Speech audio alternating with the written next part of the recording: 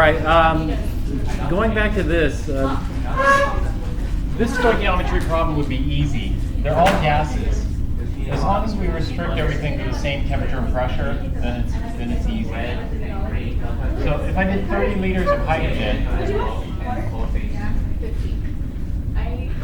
I'd need 15 liters of oxygen, and I would pour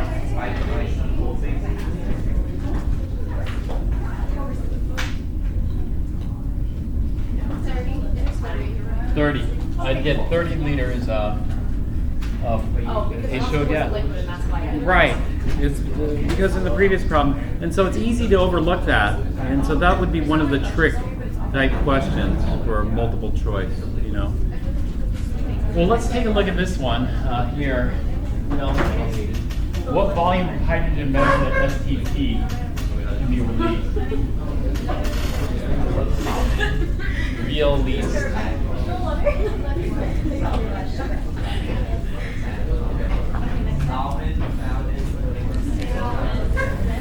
So if we do our standard stoichiometry problem, we have grams of zinc. Our standard stoichiometry problem would go grams of zinc to moles of zinc. Moles of zinc to, what are we after? Hydrogen. So grams of zinc to moles of zinc to moles of hydrogen, and the moles of hydrogen to grams of hydrogen. But hydrogen's a gas, so if it's a gas, then there are different ways we could express how much gas we have. We could express it in terms of volume, or grams, or moles. And so in this chapter, we're going to be looking at volume.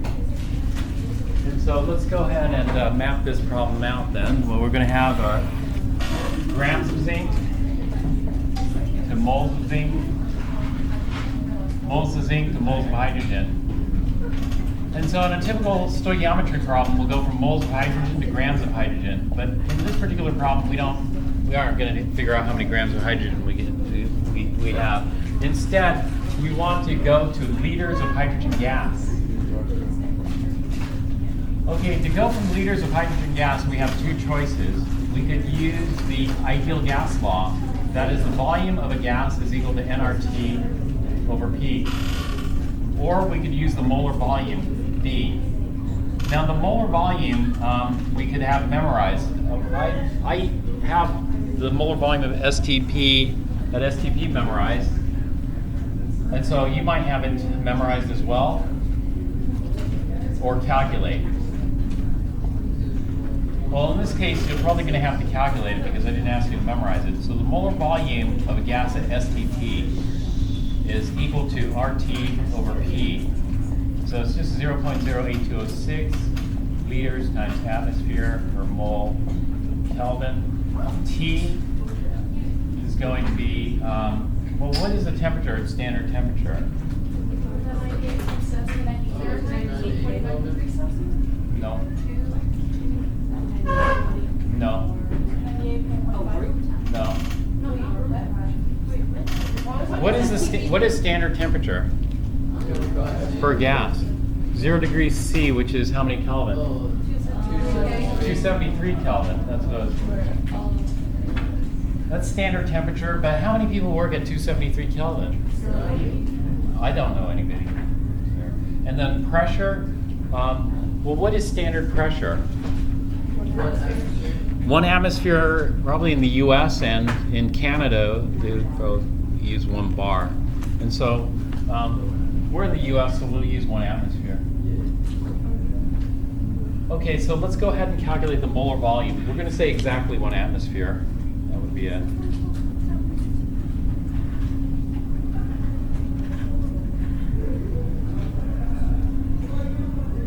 And so we're going to get 0.08206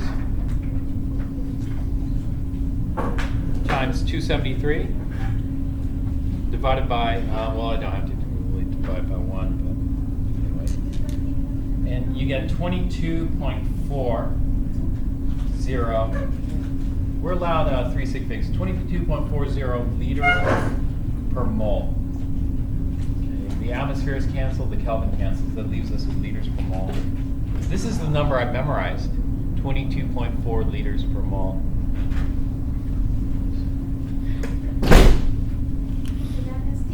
That's STP, at STP. At STP. It's not just me that had to memorize it. Most chemistry students have to memorize this. And if you go online, you'll see it all over. Let's do molar volume at STP. Molar volume, 22.4 liters per mole. 22.4 liters per mole. 22.4 liters per mole. So it's all over.